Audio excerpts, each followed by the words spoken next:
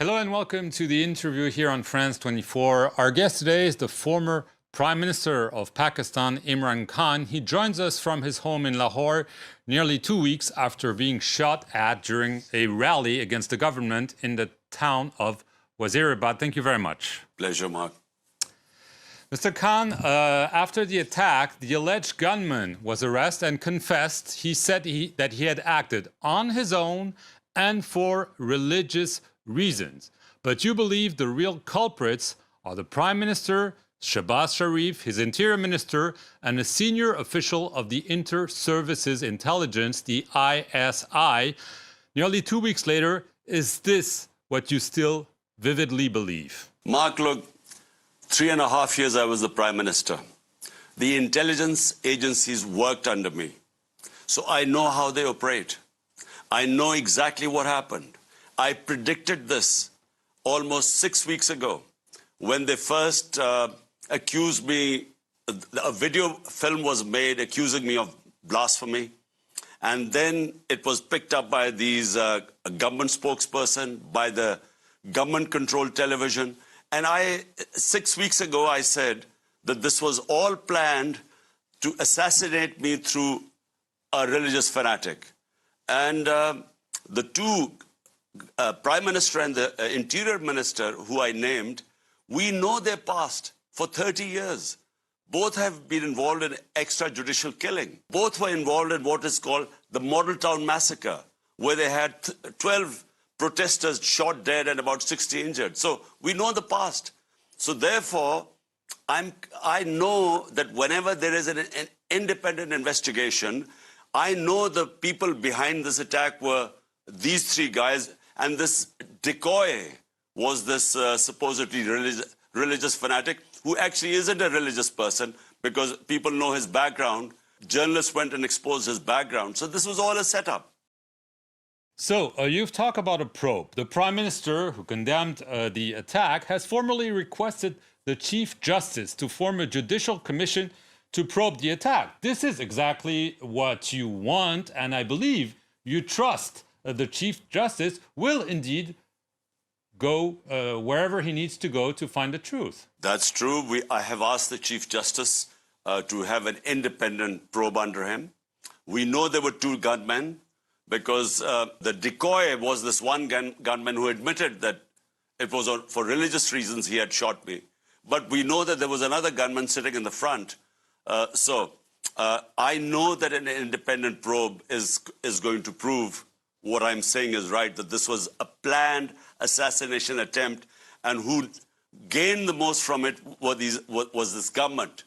Because the parties, my party, since I have been ousted from power, it has grown. It has won 75% of the by-elections. So they're petrified that if there are elections, we will win. That's why they wanted to be eliminated.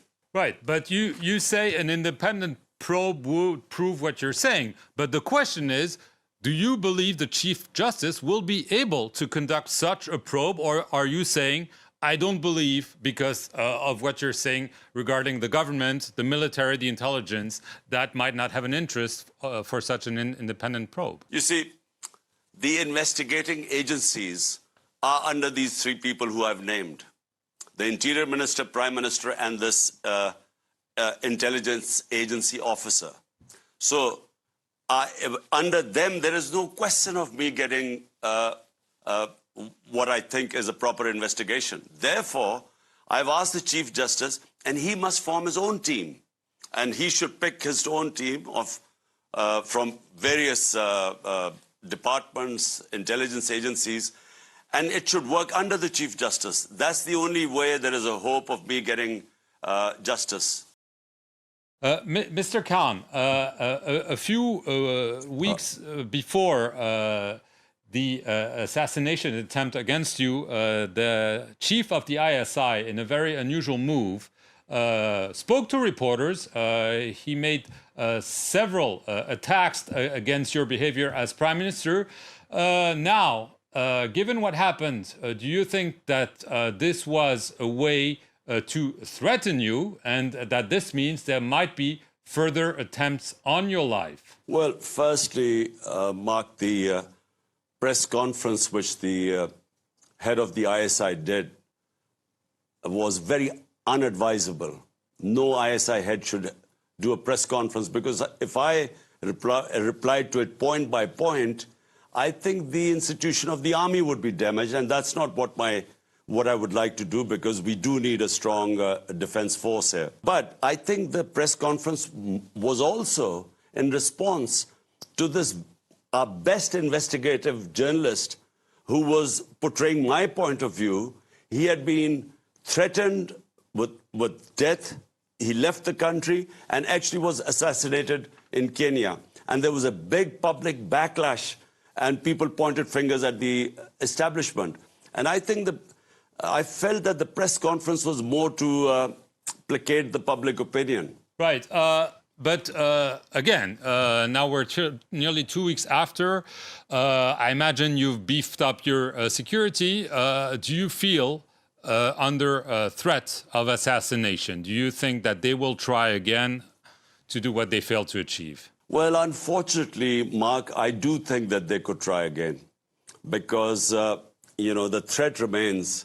Those people who wanted me eliminated, the reason why they want me to be eliminated is my party is by far the most popular party in Pakistan. We have won 75% of the by-elections, despite the government party, the ruling party, all the parties put together, backed by the establishment. Despite that, we have swept the by-elections, and the popularity has gone up, basically because people do not want these criminals who are ruling Pakistan right now. 61% of the cabinet has corruption cases against them. So that's why I have massive public support. And I think they think that the only way to get me out of the way is actually eliminate me. So I think that there is a threat still. Well, this begs the question. You said you called on your supporters to resume the march towards the capital, Islamabad, and you said that you would rejoin it, health permitting. This begs the question. Are you ready really to do so, given the dangers you just described? Well, Mark, the thing is, I'm a firm believer in my faith, which says the time, death is in the Almighty's hands. We take precautions. I will take more precautions than before. But that is not going to stop me. The fear of death is not going to stop me from pursuing what I believe is a mission to fight for rule of law in this country. This is the big problem we have. We have institutions that are above law. We have these political mafias which are above law. And that's the reason why the country can't prosper. So this is 26 years ago I started my movement for justice and rule of law. And, the threat of being killed is not going to stop me from resuming this mission. Last question, Mr. Khan. After you were removed as Prime Minister through a parliamentary vote of no confidence in April, you accused the United States of colluding with Pakistan's elite to topple you. But recently you said, well, no, I didn't really mean that, and this is behind me. Is this because you had no evidence for what you say, or even as some of your foes are saying, that you invented what they describe as a conspiracy theory? Well, Mark, number one, there's a cipher, a conversation, a secret cipher, a conversation between our ambassador in Washington and the U.S. Under Secretary of State Donald Lu. Now, according to that cipher, Donald Lu is telling our ambassador that unless you remove Imran Khan as the Prime Minister, there will be consequences for Pakistan, and remove him in a vote of no confidence. The next day, the vote of no confidence is tabled, and suddenly the government, which, by the way, was performing economically, we were performing best in 17 years. We had the best 6% economic growth rate. From there, our government was toppled. Now, what I actually said was that is behind me. I should not, just because my government was toppled by the US, I should not let that get in the way for what is in the interest of people of Pakistan. An interest of people of Pakistan is to have good relationship with all countries, but especially the US, which is a superpower. So that's exactly what I said. I never backtracked on this because the cipher exists. It was put in front of the cabinet. It was put in front of the National Security Council.